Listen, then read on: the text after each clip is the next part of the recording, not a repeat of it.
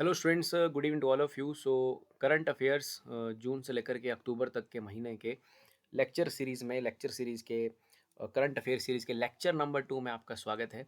सो हम यहाँ शुरू करने जा रहे हैं। कल हमने बात किया था, पहले 20 प्रश्नों की बात की थी। आज हम 21वें प्रश्न से जो है प्रारंभ करेंगे। सो फ्रेंड्स, 21वां प्रश्न कुछ इस तरह से है करंट अफेयर्स में। निम्नलिखित में से किसे लोकमान्य तिलक राष्ट्रीय पुरस्कार से सम्मानित किया गया है? स्टूडेंट्स, लोकमान्य तिलक पुरस्कार दिया गया है इनमें से किसी एक को। सो ऑब्वियसली उसका जो सही आंसर है ऑप्शन बी है। नरेंद्र मोदी जी को जो है वो, प्रधानमंत्री मोदी जी को जो है ये सम्मान दिया गया है, मान्य तिलक राष्ट्रीय पुरस्कार। अब चलते हैं 22वें प्रश्न की तरफ स्टूडेंट्स। कौन सा केंद्रीय मंत्रालय जो है आयुष्मान भव कार्यक्रम शुरू करेगा? सो कौन सा केंद्रीय मंत्रालय है जो आयुष्मान भव कार्यक्रम शुरू करने वाला है? दोस्तों, उसका जो सही आंसर है वो है ऑप्शन ए, स्वास्थ्य एवं परिवार कल्याण मंत्रालय। स्वास्थ्य एवं परिवार कल्याण मंत्रालय जो है वो आयुष्मान भव कार्यक्रम की शुरुआत करने जा रहा है। सो आगे चलते हैं, 23वें प्रश्न की तरफ चलते हैं। सो हाल ही में प्रधानमंत्री नरेंद्र मोदी ने अंतर्राष्ट्रीय प्रदर्शन सह सम्मेलन आईईसीसी का उद्घाटन किया है। इसे क्या नाम दिया गया है? ऑब्वियसली इसे भारत मंडपम नाम दिया गया है। सो G20 में भी आपने इसका काफ़ी उल्लेख सुना होगा। सो अंतर्राष्ट्रीय प्रदर्शन सह सम्मेलन में आईईसीसी का उद्घाटन किया गया, इसे भारत मंडपम नाम दिया गया है। तो 23 का आंसर है ऑप्शन बी देयर। 24वें प्रश्न की तरफ चलते हैं दोस्तों। 24वां प्रश्न क्या है? 1999 में भारत पाकिस्तान सैनिकों के कारगिल में घुसपैठ के विरुद्ध ऑपरेशन विजय की बात की जा रही है। भारत सशस्त्र बलों की जीत की याद प्रतिवर्ष किस दिन पूरे भारत में कारगिल विजय दिवस के रूप में मनाया जाता है? तो इसका उत्तर है ऑप्शन डी। 24 का आंसर सही रहेगा ऑप्शन डी। 26 जुलाई को जो है वो कारगिल विजय दिवस के रूप में मनाया जाता है। कारगिल विजय दिवस, ये एक इंपॉर्टेंट सवाल है। 26 जुलाई को यह मनाया जाता है दोस्तों। अब चलते हैं 25वें प्रश्न की तरफ। निम्नलिखित में से किसने राजकोट अंतर्राष्ट्रीय हवाई अड्डे का उद्घाटन किया? सो बात गुजरात की हो रही है, तो बात मोदी जी की ना हो तो ऐसा नहीं हो सकता है। सो निम्नलिखित में से किसने राजकोट हवाई अड्डा, इसका सही उत्तर है ऑप्शन ए, नरेंद्र मोदी। 25 का ए आंसर है स्टूडेंट्स। अब चलते हैं 26वें प्रश्न की तरफ। 26वां प्रश्न जो है कुछ इस तरह से है।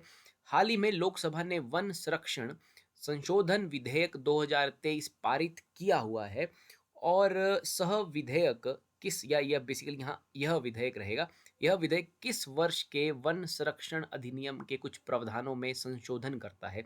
सो ये 1980 के 1980 का जो विधेयक है उसके वन संरक्षण के अधिनियम के कुछ प्रावधानों में इस विधेयक में जो है वो संशोधन किया गया है। 1980 का ये था। सो वन संरक्षण संशोधन विधेयक 2023 पारित किया गया। अभी जो पारित किया गया वो 2023 है, 2023 में पारित किया गया। तो ये लाइक 1980 के जो है उसमें संशोधन करता है। 1980, 1980 is the answer for 26th जो क्वेश्चन है अपना। 27 की तरफ चलते हैं। हाल ही में सरकार ने संसद में स्वास्थ्य से संबंधित किस विधेयक को प्रस्तुत किया है? स्वास्थ्य से रिलेटेड जो विधेयक है स्टूडेंट्स, राष्ट्रीय दंत चिकित्सक आयोग विधेयक 2023, राष्ट्रीय नर्सिंग और मिडवाइफरी आयोग विधेयक 2023। तो इसमें जो दोनों हैं वही सही आंसर हैं, उपरोक्त दोनों जो इसका सही जवाब रहेंगे। दंत चिकित्सा और बेसिकली राष्ट्रीय नर्सिंग, ये दोनों ही इसके सही आंसर हैं। इन्हीं में ही जो है स्वास्थ्य में संबंधित विधेयक को प्रस्तुत किया गया है। 27 का जो आंसर है वो है स्टूडेंट्स ऑप्शन सी देयर। 28वें प्रश्न की तरफ बढ़ते हैं। 28वां प्रश्न है, निम्नलिखित में से किस राज्य की विधानसभा ने मृत शरीर के सम्मान से रिलेटेड जो है वो विधेयक प्रस्तुत किया है? तो ये हमारा 28वां प्रश्न है स्टूडेंट्स। इसका जो सही उत्तर है वो है राजस्थान। सो राजस्थान ने जो है मृत शरीर सम्मान विधेयक पारित किया है 2023 में। तो राजस्थान ये करने वाला राज्य बना है। 28 का जो आंसर है वो है ऑप्शन बी देयर, राजस्थान। अब चलते हैं दोस्तों 29वें प्रश्न की तरफ। मणिपुर की हिंसा पे आप सभी की नज़र रही होगी। मणिपुर की स्थिति पर प्रधानमंत्री मोदी के बयान को लेकर विपक्ष ने जो है कुछ विरोध प्रदर्शन यहाँ पर जाहिर किया था, और उसके खिलाफ अविश्वास प्रस्ताव भी जो है वो पारित किया था। पारित प्रस्ताव लाया था, बेसिकली पारित तो नहीं कर पाएंगे, ऑब्वियसली प्रस्ताव लाए थे उन्होंने। तो यह प्रस्ताव संसद में लाने वाले सांसद थे गौरव गोगोई। इनका नाम आपने काफ़ी सुना होगा। वह किस पार्टी के सांसद हैं? सो दोस्तों, गौरव गोगोई जो हैं वो कांग्रेस से संबंध रखते हैं, तो कांग्रेस पार्टी से हैं। मणिपुर हिंसा को लेकर के, प्रधानमंत्री के बयान को लेकर के इन्होंने एक अविश्वास प्रस्ताव लाया था। तो यह प्रस्ताव लाने वाले जो सांसद थे गौरव गोगोई थे, और ये कांग्रेस से संबंध रखते हैं। चलते हैं क्वेश्चन नंबर 30 की तरफ। सो 30 में चलते हैं। दुनिया के यहाँ पर एक म्यूजियम की बात की जा रही है, ये काफ़ी फेमस रहा अभी रिसेंटली। सो दुनिया के सबसे बड़े म्यूजियम युगे युगीन भारत का निर्माण जो है, it is very important problem. Question बहुत इंपॉर्टेंट है। युगे युगीन भारत का निर्माण किया जाएगा दोस्तों, इसका आंसर है नई दिल्ली। 30 का आंसर है आपका नई दिल्ली। 31 में चलते हैं। The metropolitan museum of art, जिसे आप मेट कह सकते हो, में भारत से लाई गई बौद्ध धर्म से जुड़ी 60 से अधिक प्राचीन कलाकृतियों को देश की आज़ादी के 75 वर्ष पूरे होने के अवसर पर जो है एक विशेष कार्यक्रम में प्रदर्शित किया जाएगा। यह म्यूजियम कहाँ स्थित है? तो ये जो म्यूजियम है द मेट्रोपॉलिटन म्यूजियम, ये दोस्तों न्यूयॉर्क में स्थित है। सो इसका जो सही उत्तर है ऑप्शन है न्यूयॉर्क, इसका सही आंसर है। 32 की तरफ चलते हैं। भारत में भारतीय जनता पार्टी द्वारा किस राज्य में एम एन मन एन मक्का, ये बेसिकली जो है वो साउथ की जो लैंग्वेज है उससे रिलेटेड है। इसका मतलब जो है, इसका अर्थ जो है वो है मेरी भूमि मेरे लोग यात्रा की शुरुआत की गई है। साउथ में किया गया है, तो साउथ का जो राज्य है जहाँ पर ये किया गया है, इस यात्रा की शुरुआत की गई है, इसका नाम है तमिलनाडु। सो 32 का जो आंसर है, भारतीय जनता पार्टी ने साउथ में भी अपनी पकड़ बनाने के लिए वहाँ पर भी एक अपना विचार प्रस्तुत करने के लिए एक नई यात्रा शुरू की है, जिसका मकसद है मेरी भूमि मेरे लोग। So option D is the correct answer, जो तमिलनाडु है। तो 32 के बाद 33वें की तरफ प्रोग्रेस करते हैं। निम्नलिखित में से किसने केरल उच्च न्यायालय के मुख्य न्यायाधीश का पद ग्रहण किया है? इसका आंसर है आशीष देसाई जो हैं, उन्होंने ये पद ग्रहण किया है उच्च न्यायालय के न्यायाधीश के रूप में। तो 33 का आंसर रहेगा अपना ऑप्शन बी देयर। 34 की तरफ चलते हैं। महरा औश्र महारा समुदाय को अनुसूचित जाति का दर्जा दिए जाने को लेकर केंद्र सरकार ने संविधान अनुसूचित जातियों और आदेश संशोधन विधेयक 2023 लोकसभा में पेश किया। यह जनजाति जो है, आप महारा समुदाय और महारा समुदाय की बात कर रहे हैं, ये जनजाति जो है ये छत्तीसगढ़ से बिलोंग करती है। तो 34 का जो सही उत्तर है वो है छत्तीसगढ़। सी ऑप्शन जो है इसका सही आंसर है। आगे बढ़ते हैं स्टूडेंट्स, 35वें क्वेश्चन की तरफ बढ़ते हैं। 35वां क्वेश्चन कुछ इस तरह से है। राज्यसभा की सदस्य एस फाइनयान कोन्यान ने उच्च सदन की कार्यवाही का संचालन किया, उच्च सदन की कार्यवाही का संचालन किया। वह ऐसा करने वाली जो है नागालैंड से बिलोंग करती हैं। नागालैंड की कौन सी महिला सदस्य हैं? तो इसका उत्तर है पहली। तो ये पहली सदस्य हैं, सो जिन्होंने राज्यसभा की सदस्य हैं एन फान यानन कोनयान ने उच्च सदन की कार्यवाही का संचालन किया है। उत्तर है इसका, वो ऐसी करने वाली पहली सदस्य हैं। सो 35 का आंसर जो है ऑप्शन ए है। 36 की तरफ बढ़ते हैं। निम्नलिखित में से किसे जो है रेलवे सुरक्षा बल का महानिदेशक, ये भी इम्पोर्टेंट सवाल है, रेलवे सुरक्षा बल का महानिदेशक नियुक्त किया गया है? तो वो मनोज यादव जी हैं। 36 का जो आपका उत्तर रहेगा वो मनोज यादव जी रहेगा। सो आप रेलवे सुरक्षा से रिलेटेड जो आप याद रख सकते हो, रेलवे से यादव जी जो है वो सुरक्षा प्रोवाइड कर रहे हैं, मनोज यादव जी इसका सही उत्तर रहेगा। दोस्तों आगे चलते हैं 37वें प्रश्न की तरफ। सो केंद्रीय मंत्रिमंडल की नियुक्ति समिति ने तुषार मेहता को कितने साल के लिए भारत के सॉलिसिटर जनरल के रूप में जो है पुनः नियुक्ति की मंजूरी दे दी है? तो इसका उत्तर है 3 साल के लिए जो है तुषार मेहता जी की नियुक्ति को जो है फर्दर कर दिया गया है। सो 3 साल इसका सही उत्तर है। केंद्रीय शिक्षा मंत्रालय के अनुसार केंद्रीय विश्वविद्यालय आईआईटी, आईएम, एनआईटी और आईआईसीआर सहित उच्च शिक्षण संस्थानों में पिछले 5 वर्षों में कितने छात्रों ने जो है आत्महत्या की है? इसका उत्तर है दोस्तों डी। सो ये बहुत ही संवेदनशील मुद्दा है। बहुत से छात्र जो है केंद्र के इतने बड़े बड़े संस्थाओं में जो है आत्महत्या जैसी चीज़ें कर रहे हैं। तो ये जो है रिसेंट जो डाटा है, 98 छात्रों ने जो है सुसाइड किया हुआ है। 38 का आंसर ऑप्शन डी है।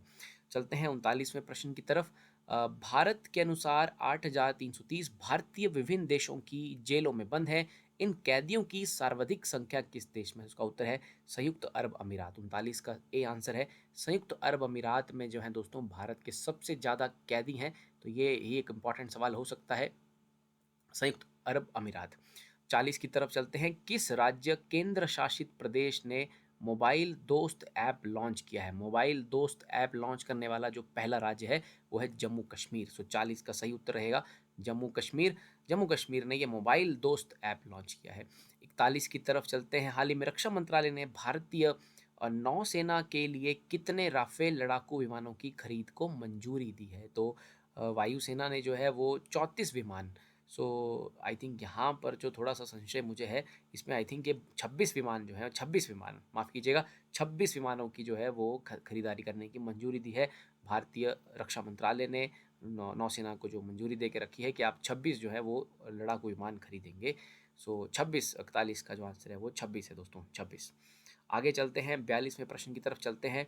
आर्मी पोस्टल सर्विस ने पहले स्थायी आधार नामांकन केंद्र का उद्घाटन कहाँ किया है? आर्मी पोस्टल सर्विस ने पहला आधार स्थायी केंद्र जो है उसका उद्घाटन किया है। बेसिकली इसका आंसर है नई दिल्ली। सो सी इसका सही आंसर है। ऑप्शन में आपको नई दिख रहा होगा।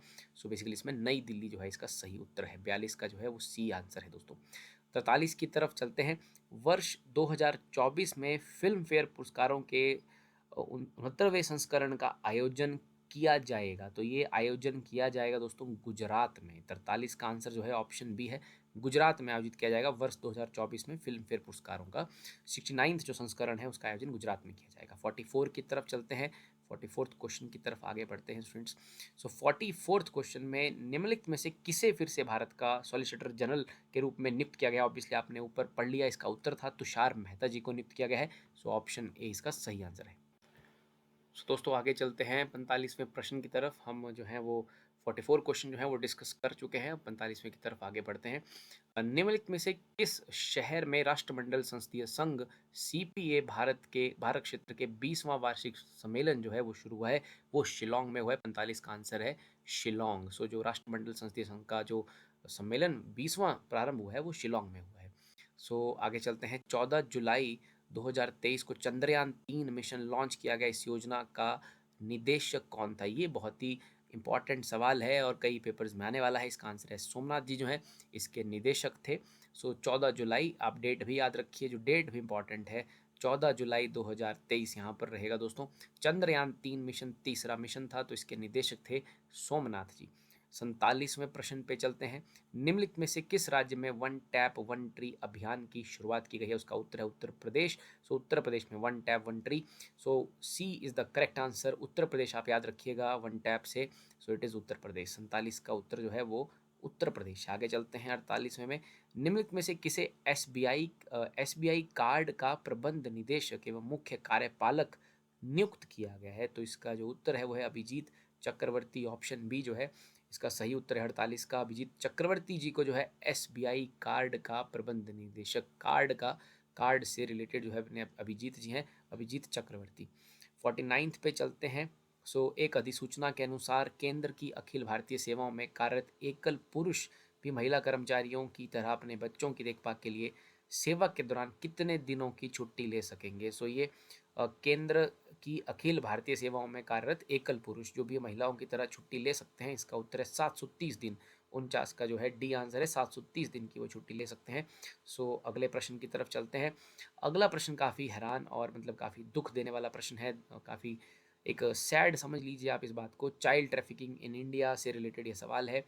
Insight from basically it is basically situational and data analysis and need for like it is a tech driven intervention strategy शीर्षक वाली एक रिपोर्ट आई थी जिसमें कि 2016 से लेकर के 22 तक जो भी ट्रैफिकिंग की जो घटना है वो सबसे ज़्यादा कौन से राज्यों में होती हैं, बच्चों की तस्करी कौन से राज्यों में सर्वाधिक है। तो दोस्तों उस रिपोर्ट में ऐसा कोई शीर्ष वाली बात तो नहीं है, लेकिन उसमें उत्तर प्रदेश, आंध्र प्रदेश, बिहार, ये पूरे देश में जो है वो टॉप पे थे। उपरोक्त सभी इसका उत्तर है। सो चाइल्ड ट्रैफिकिंग के मामले में ये तीनों राज्य टॉप पर हैं। और आपको बता दूं दिल्ली के लिए भी ये हैरान करने वाला मैटर है कि दिल्ली में ये चाइल्ड ट्रैफिकिंग की घटनाओं में 68% का इंक्रीज़ हुआ है।